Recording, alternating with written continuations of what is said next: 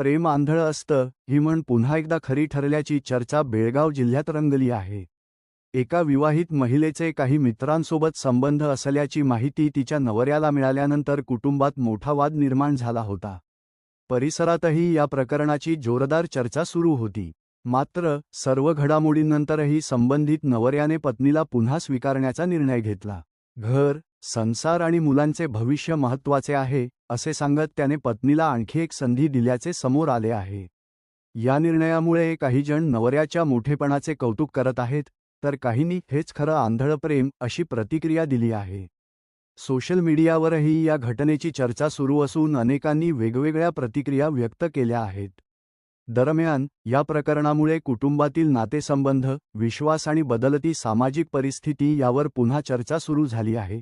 काही नागरिकांनी अशा घटना शांततेने आणि समजुतीने हाताळण्याची गरज व्यक्त केली आहे।